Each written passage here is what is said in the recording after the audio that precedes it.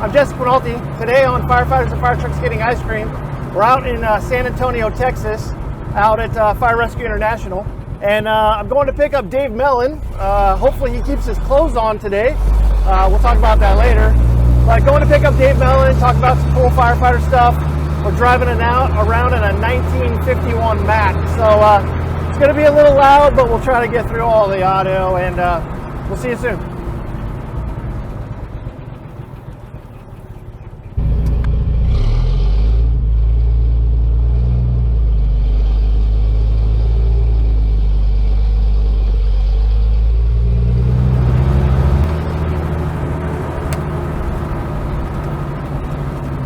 Okay, here we come, pulling up to the San Antonio Fire Museum. I'm going to go pick up Dave Mellen right here. What's up, buddy? What's up, man? I'm just going to park right here in the middle of the street. Perfect. I don't care. I was going to come out and greet you. Yeah. What's up, man? What's up, man? Good to see you. Want to go get some ice cream? Absolutely. Let's do it. Look at this thing. We'll drive around 51 Mack, go get some ice cream. Good time. Absolutely. Sounds good. Let's do it.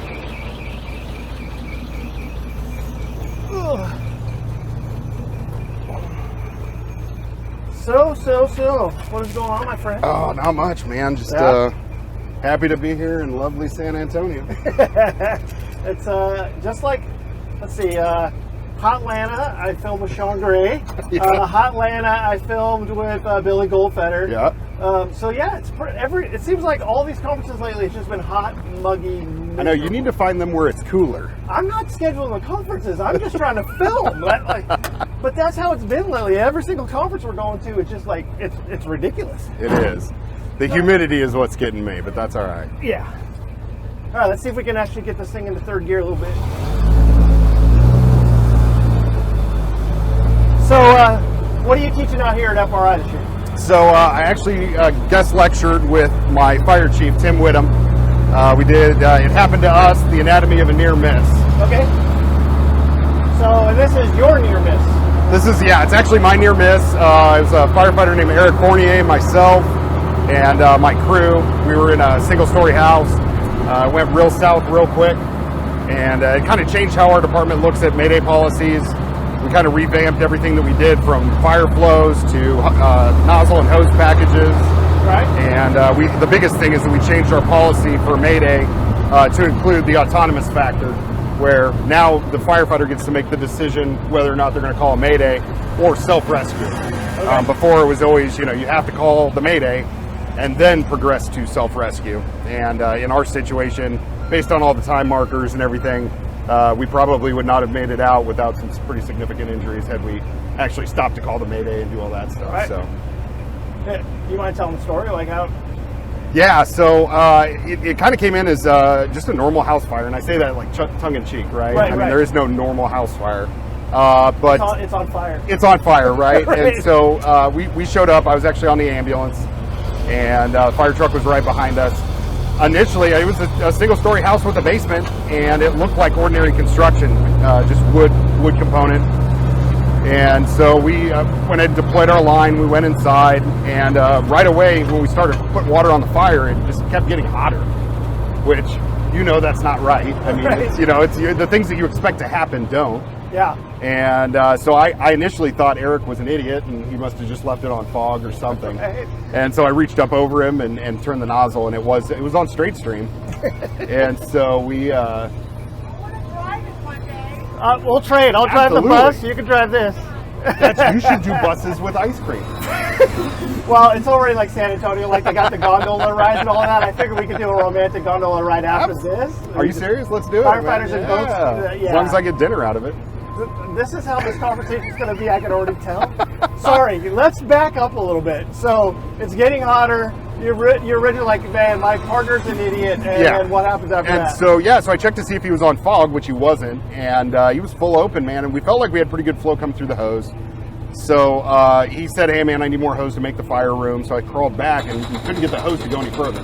Right. And I knew on a 200-foot cross lay, we weren't 200 feet out, right? So I was kind of trying to move the hose and finagle it in that front entry room. And unbeknownst to me, I actually drug a couch. I hooked the couch with the hose and drug it in front of the front door. Oh, wow. which was mistake number one. Right. So as we kept fighting the fire, it kept getting worse.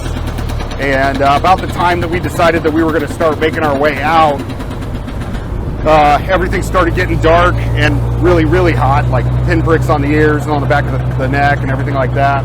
And I kind of made the decision that I was reaching for my mic, and before I got to it, I started breathing hot air, and it got unbearably hot, like crawl inside your helmet hot. Right. And so I told Eric, I said, hey man, this is bad, we need to get out. There was a ton of expletives that came out with that.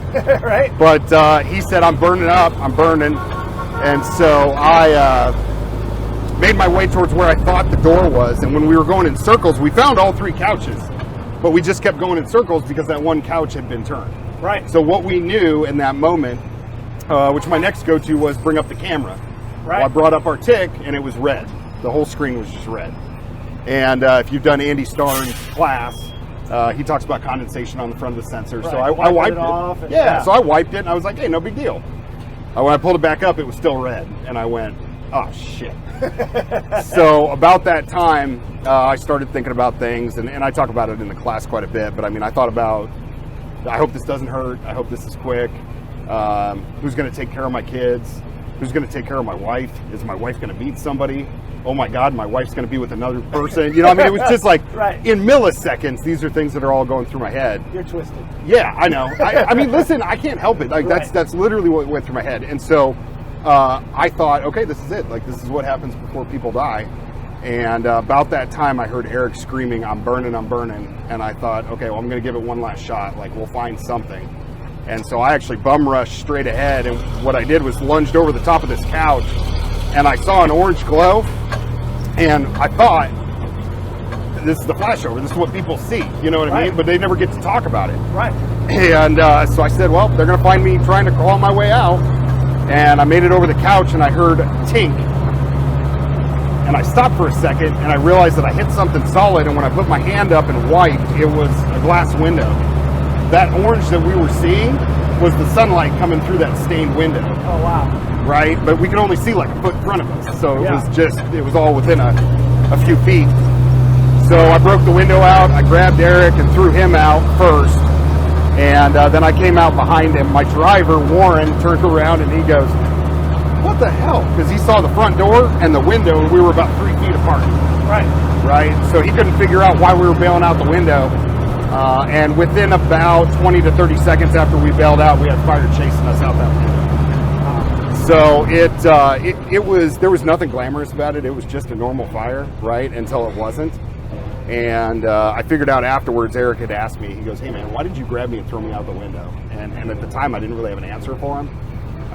And so after I did some thinking, the only thing that I've been able to come up with is that I knew I'm a bigger dude. And when I broke out the window, it was below the sash. And I thought, okay, well, I don't want to get stuck and have him behind me. And so I grabbed him and pushed him out. At the time, it felt like he weighed 10 pounds. He's like 6'3", 197 pounds or something like that. And then when I dove out, Warren said, man, you didn't touch any part of that windowsill. Like, you just dove straight through. And I told the guys in the class today when we were talking to guys and gals, I said, it wouldn't have mattered if that was a first floor window or a 10-story window. I would have been coming out one way or the other. Right. That's how instinctive it was, just because you wanted to get out. Yeah. So like I said, we regrouped. He was okay. I was okay. We burned up some equipment. I got a couple minor burns. He got a couple minor burns. It really wasn't anything to write home about, other than the fact that it went really south really quick. Yeah. And so our fire flow should have been okay, but because of the components of inside the house, our BTUs were over what we were flowing. Yeah. So it was a lot of really, really good lessons. And so the class, we kind of go into not just what happened and what we learned from it, but administratively how we address those things. Well, you talk about like how it changed your guys' rig stuff and how it changed, you know, even your hose loads. Yeah. Because you said you were like, it was triple full before you guys were using it? We were on triple load, which is the worst load in the fire service, if you didn't know. And listen, I say that kind of tongue in cheek. If you run the triple load, just know how to use it. I like the modified Minuteman, and in that situation, and we have a lot of short offsets, right? Right. So in that situation, the the Minuteman would have prevented the hose from getting stuck underneath the tire, which would have kept us from having to pull the hose more. And it just would have made it a little bit easier for us. So we transitioned over to the modified Minuteman. We still run triple load on our rear, right, because it's for longer lays and we don't have that issue. But it made us definitely think about how we're fighting fire. Now, how did it change you personally? So my wife didn't really know what happened. I didn't talk to her about it for a while, and she knew that we had a bad fire. She didn't know how bad. And when I finally kind of opened up to her a little bit, she, I don't want to say she forced me, she talked me into going to see a therapist. And there was a lot of stuff that came out. I think it changed me from not only like a firefighter perspective, but a parent, a husband. Right. There, you know, a lot of the things that I took for granted, like spending time with my kids, spending time with my family. When I'm at home, I'm at home. When I'm teaching, I'm teaching. Right. But now it's, you know, I try to make time while I'm teaching to make sure I get a hold of the kids or get a hold of the wife or leave notes for the kids in their lunch boxes more than I used to. And so that was good. But as a firefighter, it just made me, I guess, respect it a little bit more. I think I had gotten a little bit complacent. Right. As you know, the bread and butter fires, so to speak. And so now I'm just a little bit more aware of, okay, the line's open, are we making progress? Right. Whereas before I just assumed that we were going to make progress, and if things didn't go right, then I'd deal with it. Yeah. So. The city's always under construction. I don't want to drive through here. Right.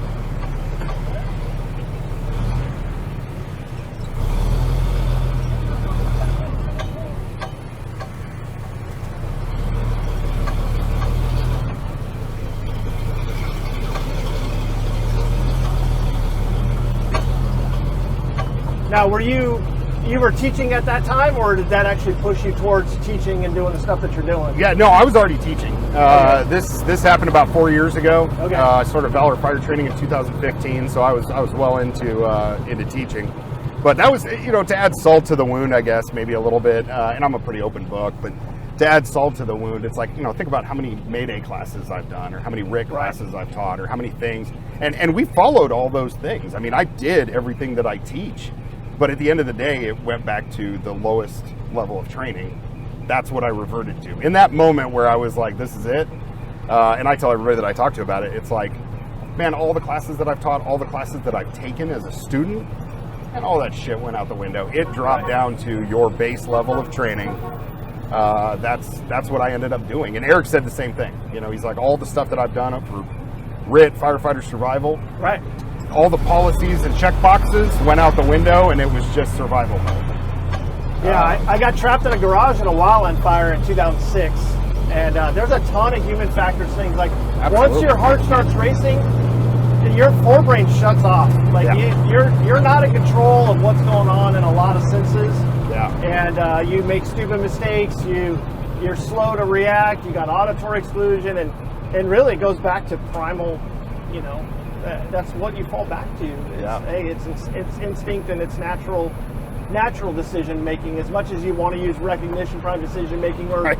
Or it kind of goes out the window a little bit. So, you know, no pun intended. Well, the funny thing is, it was the same thing with us. We escaped out the window, and I kind of like joke like that too. Like, you know, hey, your thought process goes out the window. And the funny thing is, the window that we crawled out of, there was a 4-foot pane of glass and 2-foot slider windows on both sides. And instead of breaking open this 4-foot pane of glass as we're escaping, we slid open, didn't even break the slider window, we slid it open. Yep. Because as firefighters, we're taught not to break more than we need to. Right. So now we're doing basically a Denver drill. Yep. As we're trying to escape. My web gear, all my wildland gear is on, and it gets hung up on the windowsill. And I remember this day, like, why didn't we just break that big 4-foot pane of glass? And it's just, because you just don't think like that when those types of things are going on. Sure, you know? Sure. Well, and a lot of people, you know, when they see the pictures, it's, you know, well, hey, the door was 3 feet from the window. Well, yeah, it was 3 feet from the window, but I was 4 feet away from the front door with the couch, you know what I mean? So in your mind, when you think of where you just came from, and this whole thing took place in 3 minutes or less. Right. So, I mean, if it went from 0 to F in like 2.5 minutes, basically, with the stretch. Yeah. And so, people are like, well, the door was right there. Why don't you guys just find the door? Yeah, if it was that easy, I would have done it, dude. Right. I don't know why. It sounds so easy just to open the door. Yeah. Yeah, But no, it was a good lesson, and it was a good opportunity for me to be humbled. You know what I mean? I was always humbled when I was on fires, and then my style of leadership when I'm riding the seat is, you know, I don't go anywhere that I wouldn't ask anybody else to go, or do anything that I wouldn't ask anybody else to do. Right. But this was the equalizer. This was the one that kind of brought me back down a notch, and I was like, okay, even those will get you, the ones that you would consider normal.